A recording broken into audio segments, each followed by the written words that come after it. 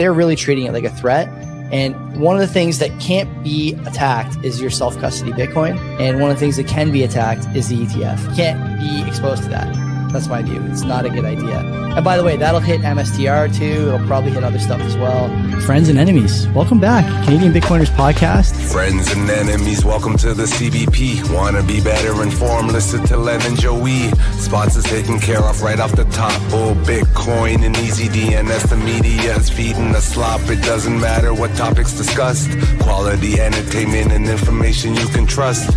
That's being planned or at least discussed. You know, we're not going to allow people to buy stuff. And information you can trust. Send the guy some value, boost them with some stats. Bitcoin is a scarcity asset. I mean, it's just a fact. Geopolitical, national, down to the local cloud. Friends and enemies, welcome back to the Canadian Bitcoiners podcast. You know what time it is, 7 o'clock. You know my name. Boomer in the chat already saying I'm the most handsome guy. You know, he's also saying I'm the second most handsome tonight. I'm joined by Dan Carlin. Dan Carlin is a man who took it upon himself a few years ago to start the Canadian Bitcoin Conference. I don't know why you would do something like that. Having emceed the first year and coming back to MC this year, I will just say, I'll leave Dan to tell you the dirty details, but I will just say that there's a lot going on to plan a conference of that size, a conference that's growing, and as we'll discuss, a conference that stays away from slop. There's no slop, okay? We don't want slop. We refuse the slop. We are anti-slop on this channel. Dan and his wife Manuela and their team setting up the conference know that. We're going to talk a bit about some of the decisions they've made in the past, what's going on this year, blah, blah, blah. You guys know the deal. And we'll have a promo code at some point. And I will also say that if Dan does well tonight, I want him to co-host the show on Monday because I am getting ACL surgery on Monday. So I will not be around for Len. And Dan is in the back there. He's kind of listening, half listening, half watching. He's worried he's not going to do well. I think he's going to do great. As always, guys, the sponsors, Easy DNS, the best place for you to host content, host a website, port a website, buy a domain, mark as your friendly neighborhood registrar. Friendly neighborhood registrars mean a lot now. If you guys have been paying any attention to what's going on in the States with 4chan versus the UK government, the UK government thinks they're the sheriff. They're trying to shut down websites overseas for not obeying these draconian ID content, you know, whatever the flavor du jour is for these guys to try and shut stuff down. Oh, you got porn on there. You got stuff that says it's not getting hotter every day on there. Shut it down. US is saying no. They're able to say no for a couple of reasons. One, obviously their laws, but two, and this is important, you want to have a good content host, a good DNS provider. Mark is that guy for you. If you're a Bitcoiner, lots of stuff over there that'll tickle your jimmies. Virtual private server options, Bitcoin nodes, Nostr relays, BTC pay servers if you want, you name it. For a couple extra bucks, Mark will even pimp your ride, your digital security ride, that is, not your Honda Civic or your otherwise, 40-year-old Rice Rocket. Easy Mail and Domain Share also helping protect not only your data, the person who's obviously patronizing EasyDNS, but the people who are using your website. So if you run a blog or a shop or whatever, you don't want your data being leaked or your customers being targeted or your domain being spoofed. Don't worry about it. Mark's got your back. Go over, use the promo code CBP Media, get 50% off your first round of buys. Pay in Bitcoin if you want. I don't know why you'd want to spend, but you can. Up to you. Second sponsor is Bull Bitcoin. Bull is the official sponsor of the Canadian Bitcoin Conference this year. I think they've done it all 3 years, in fact. Certainly the last two. I'm not sure about all three, but those guys are the best, the most extreme Bitcoiners I know in both official languages and probably also some other languages as well, given that they've recently spread overseas into some parts of Europe and elsewhere. Why do we like Bull Bitcoin? Non-custodial, obviously. No wallet, no coin, can't get rugged. We like all that stuff. We hear story after story after story about custodial exchanges rugging and rehypothecating, and you don't want to get caught up in that. Can't have that. Why else do we like them? Well, I'll tell you. Privacy included by default on your transactions, not to mention great low rates, and a company focused only on Bitcoin. They don't sell ETH. They don't sell freedom technology disguised as other kind of nonsense and garbage. So go over, use our promo code CBP, and you get a 1/4 point off your fees for life. Already low fees, make them even lower. Third sponsor that I don't have in the show notes yet is 256 Heat. Normally we'd run this ad during the program, but since it's a guest spot, 256 Heat, get paid to heat your home. I displayed for the first time on Monday's show a Antminer S19 that 256 Heat generously gave to me, and I think Len has one too. it's heating this room. This room is always pretty cold. If you look back at the shows, including Monday nights, by the way, I have a sweatshirt on for most of the show because this is in my basement. It's cold. It's the only place I'm allowed to come down and talk about how much I hate fiat and fiat currencies. And so I wanted to heat it. I thought, what better way to do this with a Bitcoin miner? It's running in the background right now. You can't hear it. That's the beautiful thing. It looks nice. It sounds nice. And Tuan, the owner over at 256 Heat, has taken care to do little things. Like, for example, do you realize that the Bitcoin mining noise is really more about frequency than about decibels? That loud hiss is annoying, but thanks to Tuan's ingenuity and engineering, he's calmed it down to a nice white noise. You can put this next to your wife, help her sleep at night. We like 256 Heat. You guys will too. Go to the website, 256heat.com, and pick something up. And finally, a fourth sponsor until the conference, the CBC, not that CBC, the Canadian Bitcoin Conference, is going to be a banner sponsor of the show. Because why? Well, I like the conference. I support the conference. I support the people who are behind the conference. And I think Dan's going to give a promo code at some point. I don't know when, but you can buy your ticket through Canadian Bitcoiners Podcast and maybe get a couple of bucks off or something. I have no idea. We'll find out. But you should be at that conference anyway. Like I said, no slop, no nonsense. Plus, the Rialto Theater, very, very nice venue in Montreal. Was there last year. Lots to do around there. Lots to do in the city. And what more of an excuse that you need to visit the beautiful Montreal in October? Couldn't be better. Not too hot, not too cold, but always something to do over there. Dan, good evening. Before the show, we were talking about all the stuff going on behind you, 20 years of failed projects. I don't really want to talk about all of them, but maybe you can tell me about some of the experiences that you've had over your life that drove you and your lovely wife too, to I mean, like, really put the marriage on the rocks probably and start a Bitcoin conference in Canada. We'll get to all that. But first, buddy, what's going on? Thanks for coming. Thanks for joining me. Yeah, thanks for having me. I appreciate it. Can you hear me okay? Yeah, you sound great. You look good. Love the shirt. Didn't even notice when we were talking before, but that's obviously, yeah, I'm partial to those guys. Okay, Yeah. let's discuss first, okay? I think this is your first time on this show. Yep. And people who go to the conference will have seen you hustling behind the scenes, navigating narrow staircases at Rialto, navigating subpar conference setting in Toronto a few years ago, trying to get things done, trying to make things work, and really making sure that the gears are greased for the conference. But they don't know much about you probably. It's one thing to be appreciative of somebody who's putting on a conference like that. I know a lot of people are. But tell people a little about your story, Bitcoin, professional, personal, otherwise. Get people up to speed with Dan. Yeah, I don't know where to start. There's a lot. So obviously, people, most of the guys, and I know Boomer's on the chat, and you, and we've known each other for a few years now. But I'm Irish. I'm Irish Canadian. Moved to Canada when I was 27. No, yeah, 25. Canada been in Canada for 15 years. Couple of kids. Manuela's my wife. She's an event manager. She's from Quebec. So that's it's hard to marry a Quebecer, to be honest. But she'll not watch this. This is okay. I can say whatever I want. But we live down around the Toronto area. My background's engineering. So I kind of did my schooling in Ireland and for mechanical engineering.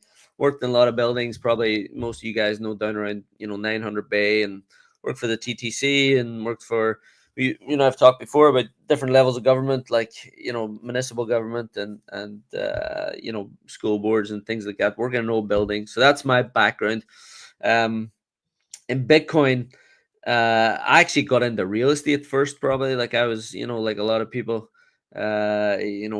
Buying houses, flipping houses, kind of working and doing whatever. And but I was listening to Max Kaiser back in 2013, 2014, and he was talking about silver, and I was buying,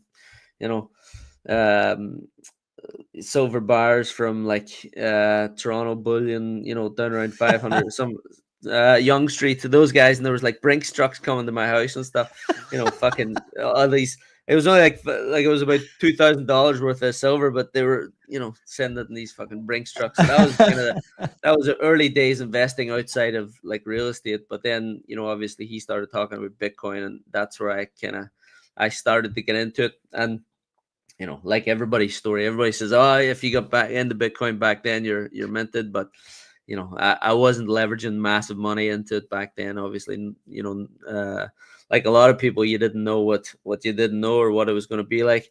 And I remember having these discussions with guys up at cottages going, do you think it's going to go to 300 bucks? Do you think it's going to go to like lying hungover on a couch sitting going, do you think it's going to hit $3,000? And, you know, fuck, here we are, like, you know, 100 and what is now 150 grand, 160 grand, Yeah, something like Canadian, that. well, close to 160. Yeah. Yeah. So that's kind of the early doors introduction to Bitcoin. And yeah, and then, you know, like after that, I was you know, I was buying Bitcoin out of ATM machines. I remember actually, if you know, I don't know if you know Ajax too well, but there was a convenient, like there's some sketchy parts in Ajax out in Durham region, and there's one convenience store, just this like hole in the wall kind of thing, like with guardrails on, and, you know, really rough on Harwood Avenue. And I was buying Bitcoin out of an ATM machine there, like sticking $100 bills into it. And you know, and that's how I was getting my Bitcoin. And then, you know, moved on to like who was the other one, BitBuy or some one of these other ones, or CoinSquare was probably the next one. Yeah. And I'm moving on to those and cracking and opening all these different accounts. And yeah, just like a lot of Bitcoiners, you're just, it's experimentation, and then, you know, like trial and error and figuring out what, you know, how you get things done. And yeah.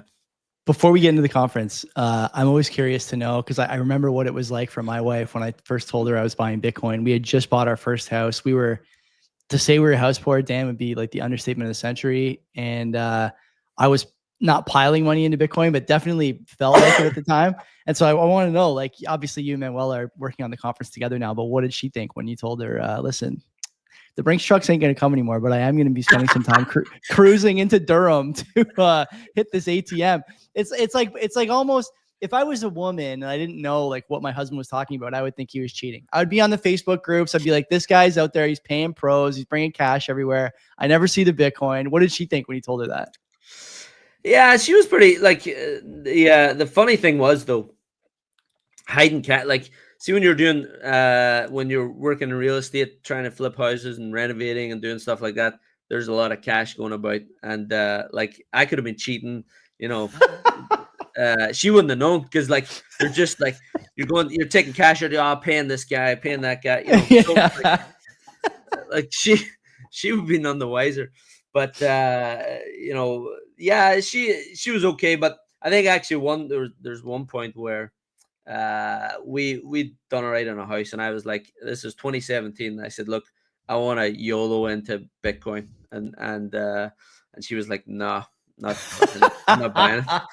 And I was like, oh, all right. So it's yeah, but she, I think, you know, the penny dropped probably around 2020. I think, you know, see around COVID and around the lockdowns, and see when all the other things start to kind of come together, and then the price, you know, appreciation, then she starts to get it. Like that's when the penny drops, that, you know, that it's and you know, it's for us, it wasn't a you know, it wasn't the main investment. We had other investments as well, but then you start to go, okay, this one takes, and you know, when you're in real estate for a little bit too, real estate's hard. Like, you know, you're you know, we had rental properties, and you know, I was going on Christmas Eve to change light bulbs and stuff, and we had 2 kids at home, and she's like, fuck, this is, you know, I don't know if I want to do this anymore, because it's a challenge.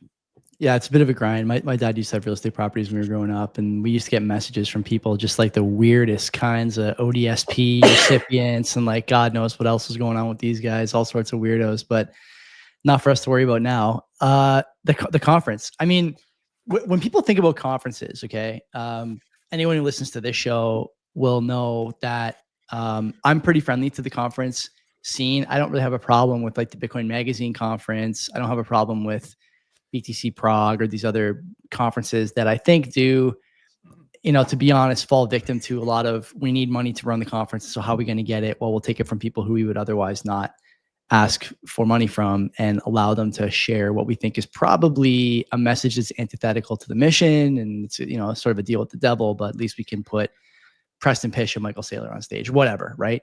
You guys, to me, are doing it at the conference thing a little differently, and I'll tell you why. I'm not just saying this. It seems to me that Canadians, as a Bitcoin community, care a lot more about the Bitcoin mission and ethos than their peers around the world, at least in the first world. And I think it's because between the trucker convoy, the extraordinarily long and difficult, these are generous terms, COVID lockdowns and COVID restrictions and vaccine restrictions and all these things. And because we just can't seem to get our heads on straight when it comes to things like GDP per capita, immigration, employment, R&D, and sort of the role of government in a modern economy, if there is one, we care a lot about this thing. And it's not just a way to get out of, like, the fiat hamster wheel, quit your job, retire, get a yacht, whatever. Like, people want that, of course. But I think it's also like, we both have kids, and I think to myself all the time, like, if we get this wrong, I don't want to say to my daughter, yeah, I knew this was never going to work and I never tried. I want to be able to say to her that not only did I think it was going to work, but I was fucking balls deep in this basement every fucking night for years, whether there was 10 people listening for the first few months or, thousands after a few years. I never stopped because I believed in it. And I think the Canadian crew feels that way. And to your credit, as the conference has grown, you guys have not strayed from that mission. I look at the topics of discussion over the last few years. I've been introduced to a lot of names for the first time. Guys like Sonny from year one, Joe Barbuto from year one and year two. You guys had a great speaker lineup last year. You're always letting guys like Francis, who have been there, done that, and stayed true, sort of lead the conversation. So let's talk a bit about the conference itself and how you guys, how do you think you've grown from year one to now, you're knocking on the door year 3 here? Yeah. From growing from what perspective though? Like, well, let's talk about we can talk about size if you want, but I think the thing I would ask really that you talk about is, how did you manage, I think, to go from year 1 where you're in a hotel conference room, content is good, and you grow the thing to where it's in this beautiful theater in Montreal. You got a lot of people coming, a lot of people interested in speaking there, and still there's no slop content. Like, I look at the vendors, there's no slop. I look at the speakers, there's no slop. Tell me a bit about that growth. Yeah, so I guess I can kind of go through the chronology a little bit and give you a bit of the history. And yeah, like, we were part of the the meetup scene out in Durham. Now, it wasn't really much. There was probably Plate. You might be listening, but he was part of organizing some of the meetups out there, and we attended. Manuela's background is event managing and event organizing, so she obviously, I was, like you say, I was balls deep in Bitcoin, and I was like, look, this is a good thing to do. I think you'd be good at it, would be successful. The first year, and we didn't have a massive network. Like, we have no name. Like, this is probably like one of the first, or one of a few podcasts that I've done, or we put ourselves out there. So we didn't have that network, or didn't have a brand, or didn't have anything. And the first year was really just a shot in the dark. We were like, right, we'll pick a venue. It was the Chelsea Hotel, downtown Toronto. I just started getting on Twitter and getting on Telegram and reaching out and going, right, who do I want to talk to? And that's kind of how I've, tried to keep this as people that I listen to, or people that I think are genuine, or people I think are valuable to Canadians and Canadian Bitcoiners. Reached out to them. Look, I think, to be honest, I think a lot of it's luck. Like, luck that people respond to you, luck that that, because like, you're cold calling people like Greg Foss and Tomer and Brad Mills and Dave Bradley and Crypto Mags and all these people. Like, so who else do we have there? Yeah, even Francis and all those guys, and even Bull Bitcoin, they took a massive chance, because they're saying they'll sponsor, but they don't know what they're sponsoring, because they don't know you. Like, you have to build those relationships. So we miraculously pulled off the first year. We had about a couple hundred people, The big risk for us was, and where we were kind of shitting ourselves was, about 2 months out, and most of the ticket sales are in like the last 2 to 3 weeks. So we were sitting about 50 grand in the hole because the venue, like the venue downtown Toronto in that Chelsea hotel, expensive, and they ding you for all the AV. So you're sitting like, the whole AV and venue cost was about 60 grand. So we were like, oh shit, like this could go wrong badly. But the last couple of weeks, lots of sales and some sponsors and stuff, and we didn't end up too bad. But so you kind of like, it's a long road. So you start it and then you go, okay, let's do the next one. And after the stress of the first one, Manuela, and we have another person in with us, Nicole, who does a lot of the marketing. They were like, look, I don't know if I want to do this because this is stressful. Like, so I convinced them, and the other part that convinced them too was a lot of the people in the community like gave such good feedback, and they were, and that really kind of motivated Manuela and Nicole to go ahead and do the next one. So did the next one, or started gearing up for the next one.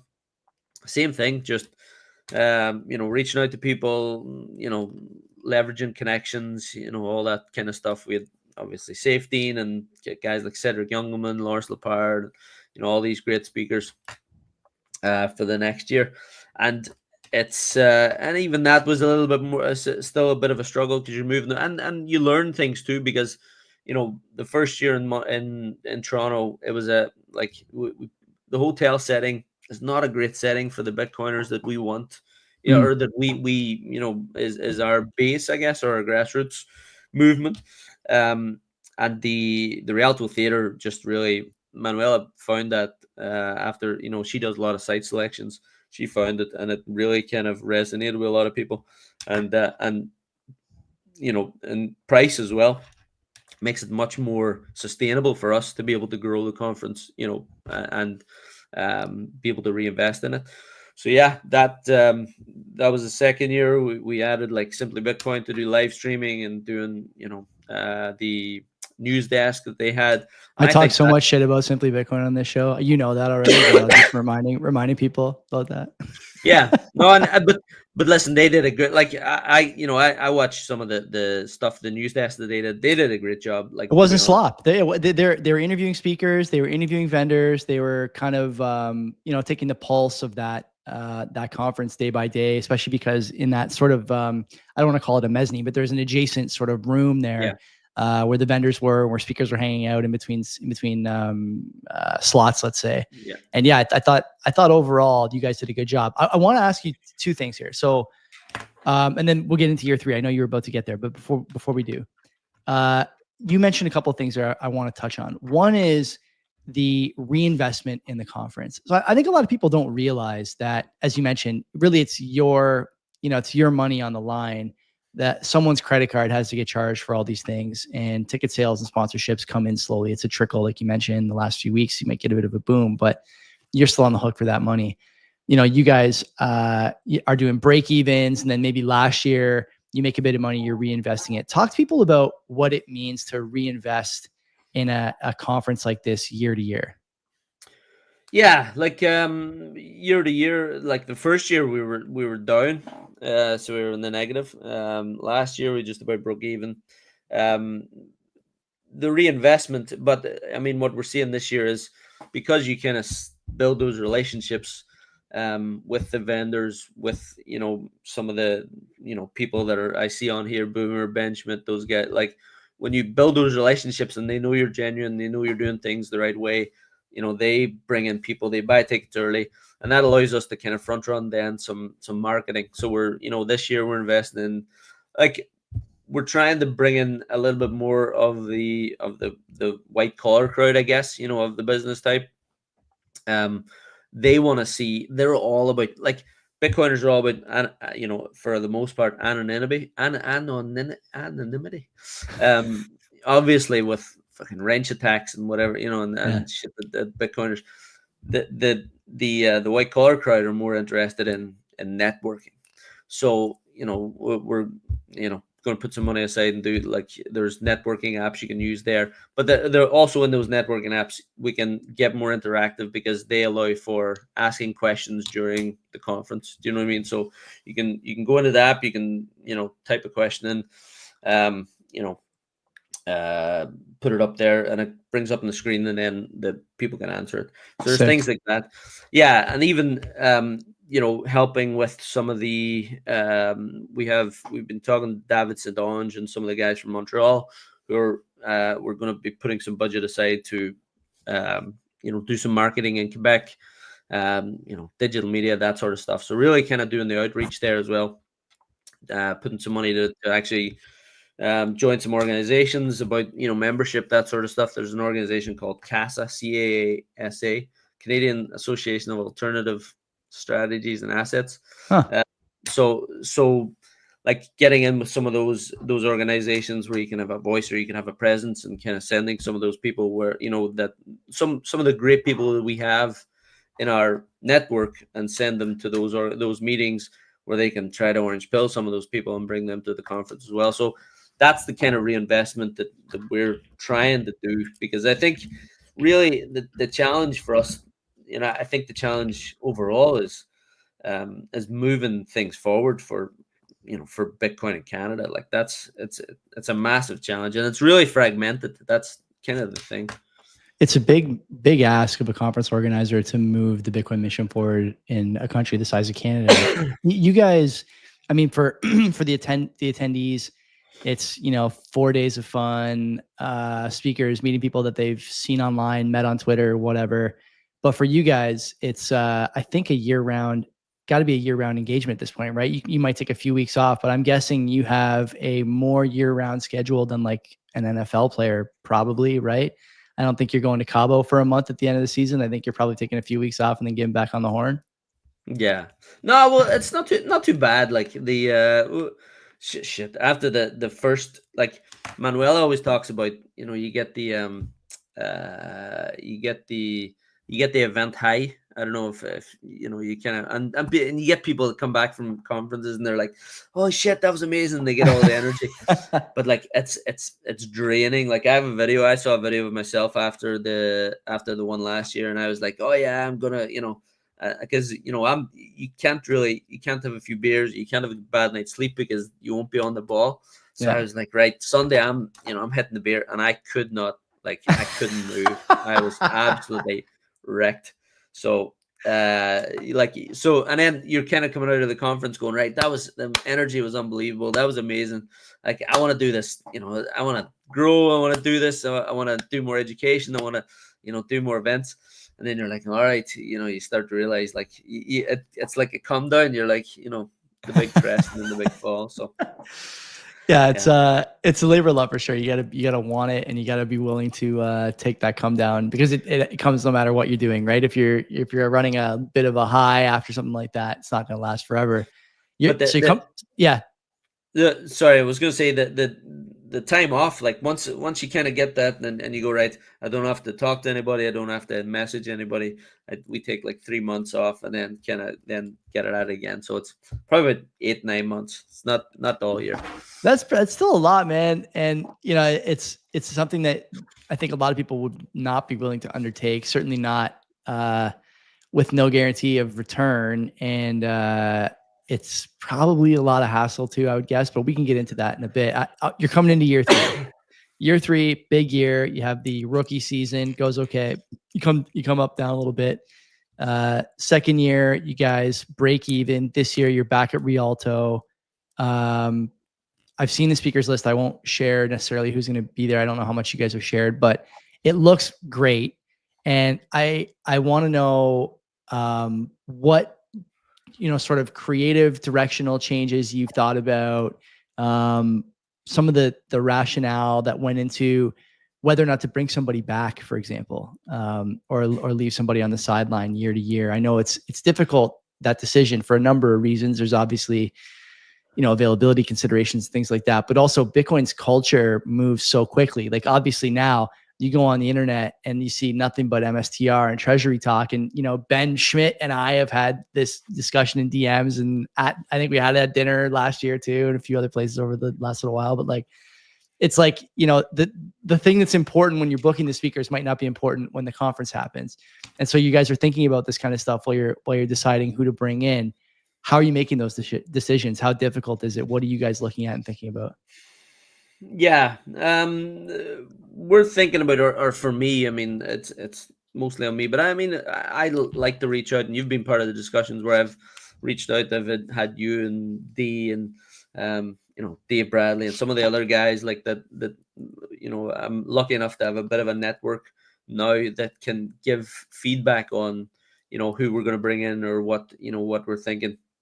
Like, I try to keep it fairly simple and say, look, is this going to be, the question I ask myself is this going to be beneficial to Bitcoin in Canada, and is this going to be beneficial for Canadian Bitcoiners? And the thing that I have to keep in mind is, and I find this out kind of when I talk to so many people throughout the year, that those 8-9 months, is there's so many different variations of the Canadian Bitcoiner as well, because there's the hard maxi, there's the privacy, expert.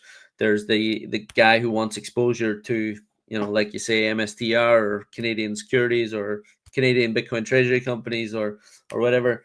There's, there's people that are interested in Noster.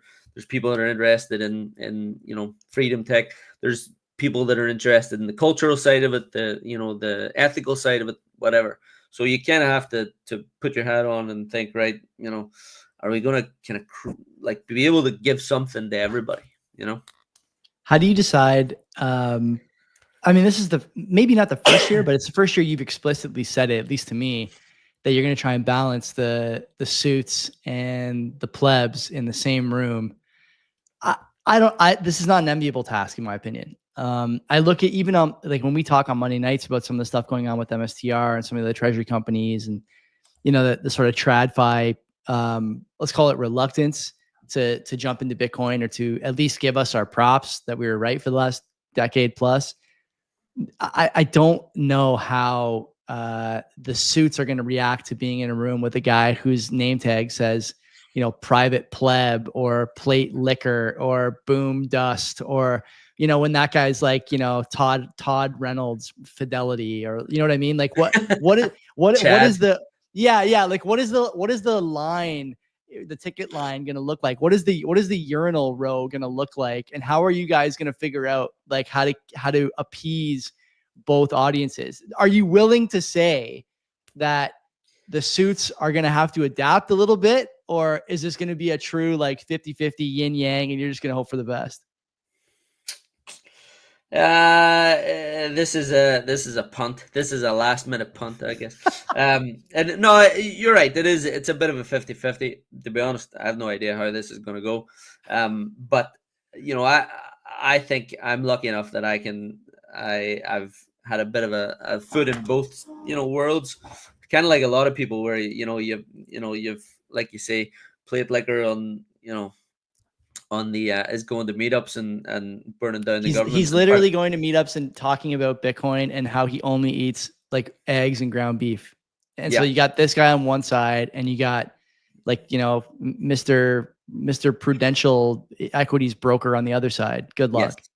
Yeah. So that's that's the yin and yang. But I mean, the thing is, for a lot of actually our attendees, and a lot of people probably that are even in some of the chat right now, or that are listening, they're looking at the suits, they're looking at the MSTRs, they're looking at the Strives, they're looking at Jeff Walton, they're looking at Sailor. Like, they're Bitcoiners at heart, but they want exposure to those things as well. So that's, you have to be respectful of that. In terms of mixing them, I don't know. I really don't. Well, I think here's one thing actually I'll say is, do you remember Joel Lightbound last Yeah, year? yeah, of Yeah, course. right. Yeah. So MP, and for this, people who don't know, from Quebec. yeah, He was outspoken about the COVID and divisiveness of the Trudeau Liberals. He's liberal himself, I should note. yeah. So he was brilliant, and like he's not the white collar tradfi guy. He's on the politician side, but it's kind of the same.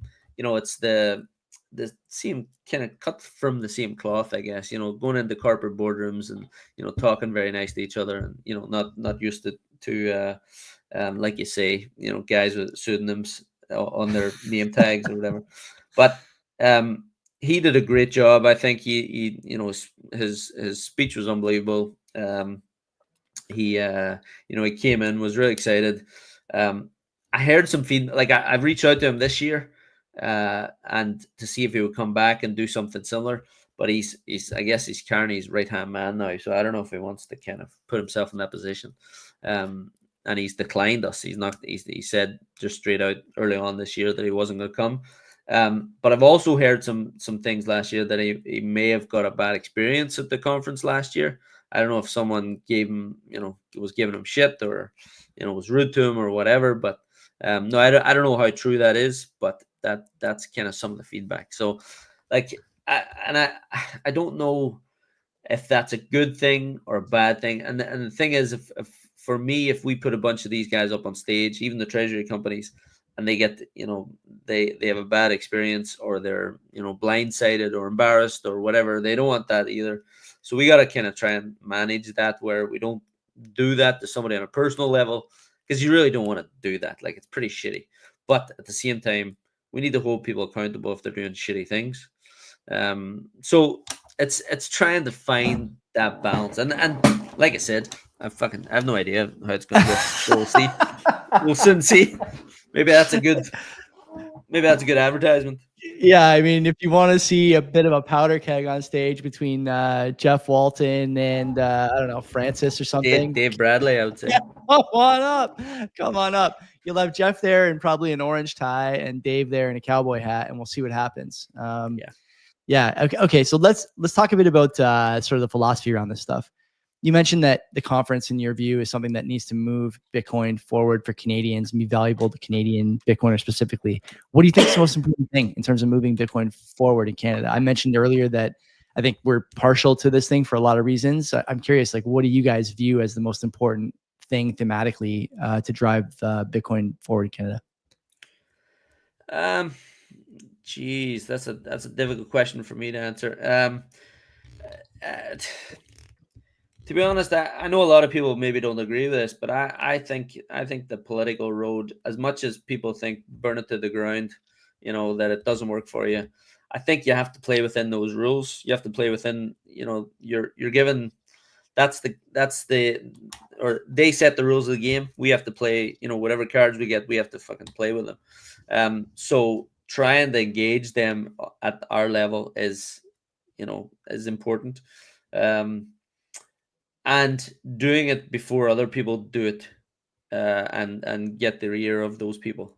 I think that's important. And I think, I had a discussion with someone the other day about, in terms of adoption in Canada, once you get a lot more Bitcoiners that are visible to politicians, then it becomes a much bigger item for them, as a voter item, or a item on the docket or whatever. But to get that adoption, a lot of people are sitting watching CP24, or, like you say, CBC or Global News or whatever, and if a politician comes out and says they're doing something for Bitcoin, or it's, or like you say about the pool in Vancouver, they talk about it, then that builds trust, and that trust kind of goes on to, okay, maybe it is something we look at, or we start to, we understand now it's in our pension plan or whatever. So yeah, I think the political aspect, it can't be ignored, really. I don't know. What's your thoughts? I think it's true. And, we kind of hit a bit of a roadblock here, because in this country, unfortunately, everyone thinks the sort of like looming specter is Donald Trump. And obviously his kids are pretty pro Bitcoin. He was at the Bitcoin conference, and It significantly decreases the likelihood, in my opinion, that the boomer wealth tranche is ever going to find its way into spot Bitcoin. You mentioned there, obviously, that some of these stocks are being indexed already. For example, if you buy the Qs for your pension, or whatever Bank of Montreal mutual fund you're in, they're fucking stealing from you, by the way. But if you're in a mutual fund, you probably have MSTR in your retirement savings. And as soon as you start asking people about Bitcoin, what do they say? They say, "Oh, is it a scam? It's like tulips." And now you have this other, like, very difficult to move object in your path, and it's the president, and people don't like that guy. I think it's an irrational dislike and irrational hatred. You can think he's delivering or not delivering, but to not like him or think that Bitcoin is bad because he likes it is, it's categorically incorrect, and it shows a lack of understanding. We were talking before the show a little bit about the pool in Kitsilano you mentioned there. Colin Sullivan and Mint Green are working with the city there. It's interesting. Colin Sullivan was on this show, probably 4 years ago now. He's one of the first guests we had, I'm pretty sure. And we were talking about this exact thing. He was already doing this in an apartment building, or planning to do it in an apartment building or condo complex of some kind. And, it made sense to us then. We were just babies. It makes sense to us now. And now I think because of the price, I think because of just sort of the brand of Bitcoin growing past exit velocity, let's say, people are looking at those stories and going, "Oh yeah, Joey talks about that, or Dan talks about that. I should ask what they think." And you have a chance to put a wedge in with people. The political thing is so important now because, as I said in the intro to the show and the ads, and we say this every week, and I think everyone should be paying attention to this, because the politicians now are no longer interested in what the majority want. They're interested in where the money is. And you saw that with Trump, doing a campaign stop at the Bitcoin conference. Like, does Trump care about Bitcoin? Does he understand like the fixed supply cap? Does he understand the block speed? Does he understand, why JPEGs on the blockchain are a bad idea? Like, obviously not. Do his kids? Obviously not. Does Bo Hines, former sort of crypto advisor? Obviously not. But he has no choice but to come to those conferences and make that stop, because that's a huge fundraising opportunity for him. Why? Because a Bitcoin at 20,000, Bitcoiners don't have a lot of capital, but Bitcoin at 120,000, there's a couple of billion, 100 billion, whatever dollars in that asset. And people are willing to give it to you if you just say you're allowed to self-custody your Bitcoin. Or if you just say we're not going to ban mining domestically. Or if you just say that Bitcoin is never going to be made, illegal. We're going to use it as a store of value ourselves, or whatever. The bar is so low, which I think is the important thing. Bitcoiners, it seems to me, go above and beyond to try and make life difficult for themselves. For example, this recent thing, in the Google Play Store, you probably saw this last week. Yeah. They want to KYC wallets as money transmitters. My view on this is that they probably are money transmitters by any rational definition. But the response from Bitcoiners was, okay, well then we're going to sideload the wallets, and we're going to fucking tell them we're not stopping. And we're going to, like, I've seen you guys at conferences, you weigh 150 pounds. None of you guys are taking on law enforcement at your door. Okay. I've seen you. None of you guys are going to do that. You have kids and families and jobs. You're not going to do that. So that's a difficult sort of fruit to pick from the tree. But an easy fruit to pick, Dan, would be, can we get together 1,000 Bitcoiners that give $100 each and pay a politician to put this in his platform for the next election? And can we do it with 3 politicians? Can we do it in a stronghold that the opposition party needs or wants? Like, that costs 50, 60, 70 grand in Canada, maybe. Yeah. And you're on the map, right? Instead of what? Like, it's like that meme from Inglourious Bastards. Like, you're hiding a non-KYC wallet under your floorboards. Are you not? Like, that's not the direction you want to go, but that's the direction Bitcoiners seem to think about, right? And I think it's just obvious that the political side is easier to put a wedge in, but that's just me. Well, and no, you're absolutely right, and I can see it where the Bitcoin network and the movement that we have, like there's no bite to it because we don't have any financial backing, really. But when you look at and I know I've talked to Boomer about this, the Canadian Blockchain Consortium. Yeah. They are have membership, and they have membership, and there's a lot of companies pay into that membership, and they have clout, and they're getting in front of politicians, and They're getting uh, traction, eh? Really? they're getting Okay. traction. Yeah, and they're like they have there's a Bitcoiner on the Hill event. I know some people were at Jeff Booth was speaking in Ottawa, a few months ago, and they're getting traction because they have the financial backing, and they seem to be, and as far as I know, there's a lot of that coming from maybe the mining community in Alberta and what they're lobbying for there.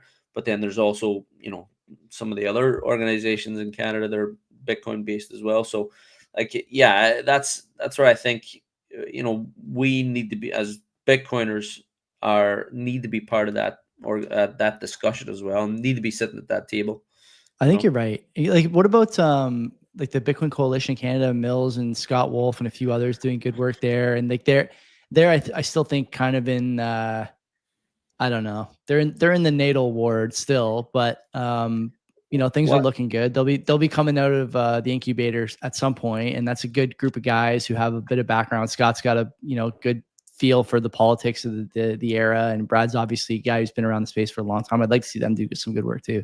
Yeah, and I think there's, from discussions I've had, or from, what I know, there's discussions between those two organizations as well, between the coalition and the blockchain organization, to be able to help and be a bit more Bitcoin focused, in terms of, once you get in front of those politicians, making sure that Bitcoin's voice is heard in Canada.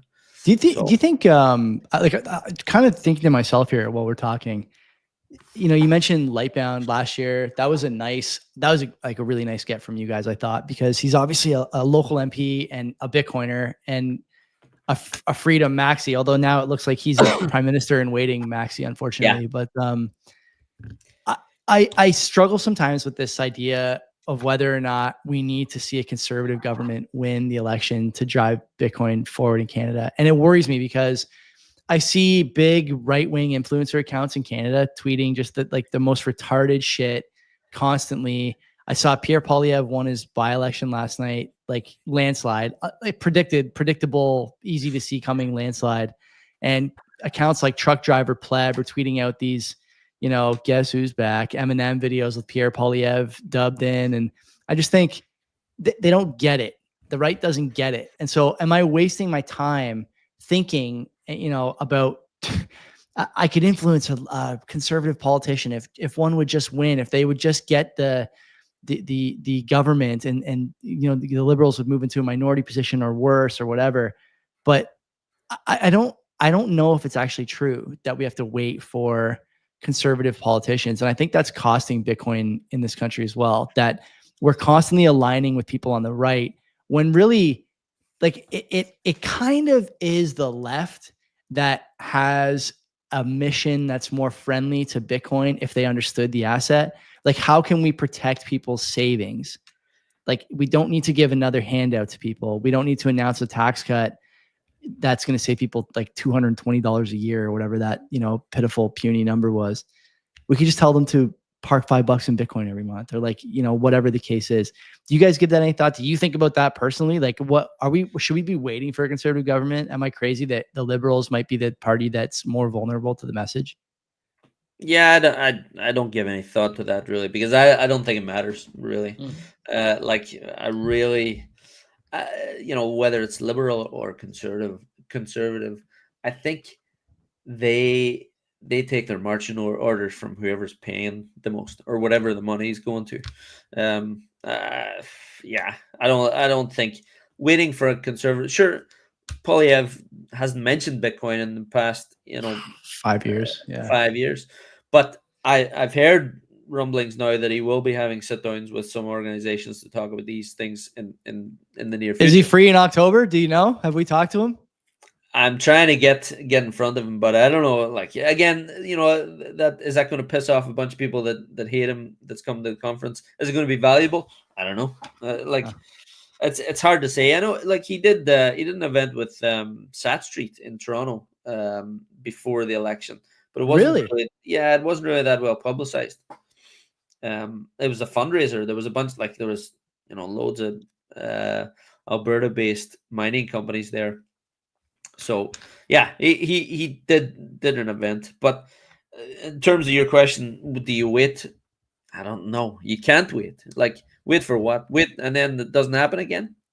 You know, Yeah, I don't there's something to that. Like you can't just be, you're gonna be a skeleton by the time like that meme, me waiting for the right party to be in power to push Bitcoin forward. Okay, let's get you out of here on one more question. I'm good for time. I'm all right. Okay, let's do two more then. I want to talk about this year's conference because obviously you're knocking on the door here. Like I said earlier, you're probably 6 weeks away ish, if I had to guess, something like that. 7, yeah.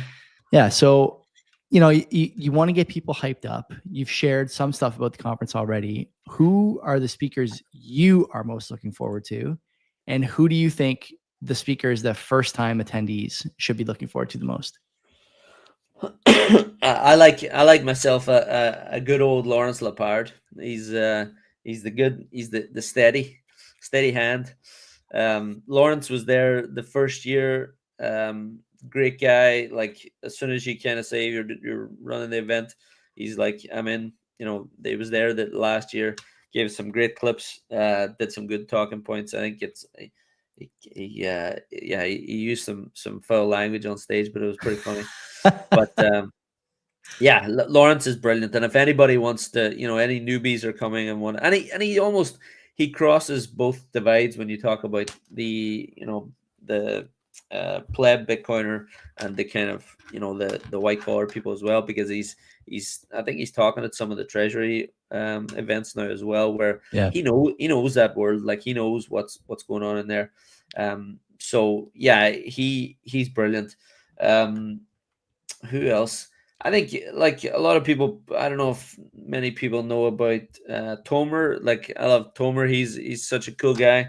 Really funny and good to talk to. So he'll be there this year. Trying to think who else. Francis is always a good shout. Like, always comes well prepared. It's got a good. He did the hard path last year. Made some announcements. He was about his wallet. I think it was the first year. He's always good to see. Scott Deedles is always a good one as well. Like, his presentation last year was unbelievable. Like, I've kind of watched that a few times, and some of the stuff he talks about, like, next level. I like Sonny Ray as well. Sonny Ray is like, if you know the story of Sonny Ray, and the he talked about that the first year about coin in India, and how they shut him down, and he took on like the Central Bank of India and won, like one of the only people to ever do that. Like, just crazy stories. So yeah, there's so many of those guys that just it's great whenever we say we're having a conference, they put their hand up and say they're coming. And what do you make of the sort of, there's always naysayers, Dan. The naysayers will get on, they'll get in the chat. They'll be on the chat on Monday when I say, last week, look out for the interview with Dan, Canadian Bitcoin Conference. When I read the sponsor ad, they'll say conference is too PodConf approved. I don't know if you've ever seen that meme before, but it's like people say that on our show, Len is not PodConf approved, and I am PodConf approved. Like, I don't say things that would get me, like, fired from my job or from a conference or whatever. Like, you could put me on stage and I won't scare your kids or whatever the case may be. But some people don't like that. They don't like the PodConf approved conference. And I look at the speakers, the guys you just mentioned there, a lot of guys who would be considered like clean. Larry, Francis, although I view him as, like I said in the opening, an extremist in the best way. There's a lot of people who look at that list and they go, I don't want to hear suit coiners. I don't want to hear, another podcaster playing his greatest hits. I've heard Deedles before. I've heard Tomer before. What do you say to those guys? Because in some respects, you are bringing in, you're fighting a sort of a two-pronged battle, right? You need names that people know, but you can't have them just playing their hits. So what do you tell people who are saying, I'm not coming, too much of the same? Too much of the same. Well, there's 70 speakers. So that's the most we've had over the last little while. Like I said, there's something for everybody. I don't know, like, what I say to those people that are saying it's PodConf approved. What do they want? They want someone to get up and fucking sync, you know, Is that the first time you've ever or- said PodConf approved? yeah, I've never heard of that before. Like, do they want the Slipknot conference or like, or you know, I don't know. Like, tell me who, you know, people. I don't like. I talk to a lot of people. I usually put some stuff out online and say who wants to speak at the conference, and people send stuff in. But I'll talk to loads of people and say, right, who should we be getting this year? Who could we try and target, and who can we bring in? But yeah, I don't know. Dave Bradley's probably the only one that's really can be off color a little bit. I'm trying to think. Like, Dave is great. Listen, you guys are, because people are coming. If I think back about the price each year, right? First year we got together, it was like 30, 40,000, whatever it was. Then last year, you know, we had hit another high. We were kind of all excited about it. And we're coming into what would turn out to be a really nice bull market. And now you're, you know, double where you were last year at conference time. You got a lot of new people. And so to the people who say it's PodConf approved, I would say you've been around. Just enjoy the conference setting, shake hands with your friends, dunk on some people, have a couple of beers and some steak, you know, a smoked meat sandwich, whatever, go to Schwartz and enjoy it. But it's going to bring a lot of new people this year, because a lot of people are talking about the pool in Kitsilano. They're talking about the price of Bitcoin. They're talking about the strategic reserve. They're talking about, did you see what Trump said? Blah, blah, blah, blah, blah. They're new. They want content, and the conference has to give it to them. It's your responsibility as an OG Bitcoiner, OG, whatever, to say, I'm not an OG Bitcoiner. I mean, people think 2017 is OG. I see it all the time. So whatever. I'm a class of 2017 myself, and I don't view it that way, but all the same, I feel like it's at least partially my responsibility to make that environment inviting for them, and not say, you fucking moron, you should have bought this 7 years ago. Now, you know, you were playing Halo 3 in your dorm, and now you're poor forever. Sorry about your luck. You know, your family's doomed to an eternity of serfdom. That's not, you don't want to say that to people, you know, especially not if they're from Fidelity in a suit. Make it inviting so that they want to come back, so they appreciate it. And by the way, the suits who come to these, like, there's a couple suits on the speakers list that I know personally, have had on the show, and friends with now. Like, they're not suits after 9 to 5. Okay. They're normal people who hate the same things you hate, who love the same things you love, and who will drink a beer and get a burger with you. That's what the conference is about. And I think that that's what you guys are trying to do. Yeah. And for the most part, like, you know, sometimes I've had these thoughts where, you know, certain people will come up to you and say, and I'll tell you, there's one guy in the chat who said to me one time, he goes, I don't really go and watch all the conference material. I just come here to network with other Bitcoiners. And you're like, well, why the fuck am I bringing all these speakers here then? Like, you know, going to all this hassle of paying their expenses to come here. You know, why not just organize a big meetup? But no, and listen, again, it's one of those things where, you know, there's certain people that will stand in the exhibition hall all day just talking to Bitcoiners, and there's some people that come because they want to, you know, want to meet certain people, or they want to, you know, listen to the content or whatever. So you're trying to provide that for everybody. And listen, this, I don't know where this PodConf approved bullshit came from, but. Can someone tag Dan or the conference Twitter account in a PodConf thing? Boomer, you're a good candidate to do that. I see you talking about the PodConf thing all the time on Twitter. Tag him in it so he gets the gist for the meme. Right. So we've had, okay, Madex, Dave Bradley. Who else is not PodConf approved? I don't know. Yeah, there's a few other people for sure on that list, but yeah, those guys definitely are not. Madex is for sure not PodConf approved. But the guys you said that are friends, that are the suits that are on there, I think, is Rich Diaz one of them? Rich Diaz is one, man. He's a great example. I got beers. I got absolutely fucking sloshed with that guy last year. He left. We went for beers. I was there. I think. Yeah, you were there at the bar after. My wife, him, and I went for beers after. It was like the afternoon of the first day. So me, Madex, and Francis did our panel. I went back to the hotel, did a show with Madex, then went to meet Rich. We got trashed, and he had a date that night. He left the date to come to the bar we were all at, and had people calling him all kinds of names. You're going to be poor, like, you're going to be fucking poor forever. Have fun staying poor. And he's just looking at me through this crowd of people like, what the fuck is going on with these people? I don't know them. They don't know me, and they're telling me that I'm like that doomed to a life of servitude to the government or whatever. Like these guys they want to have fun. They like it. And by the way, they're independently successful.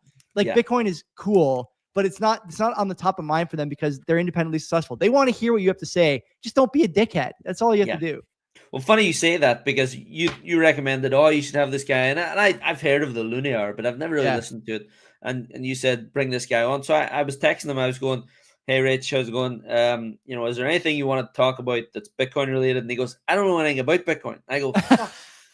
Right, so I go, okay, is there anything Bitcoin adjacent? And he was like, yeah, macro stuff. And I'm like, all right, I'll figure it out. But he'll be a good speaker. But you kind of have to bring these guys in to give a different perspective in certain topics as well. So I think he'll be a good one. But I mean, in terms of, like you say, the suits, there's I've had talks and discussions with a lot of the Bitcoin treasury company CEOs. Now, a lot of them have reached out. And when you talk about, you were talking about before with that 50-50 of, the suits and the plebs, like, I think these guys, the Bitcoin treasury companies, they want exposure. They want to get themselves out there. They want to get the products out there.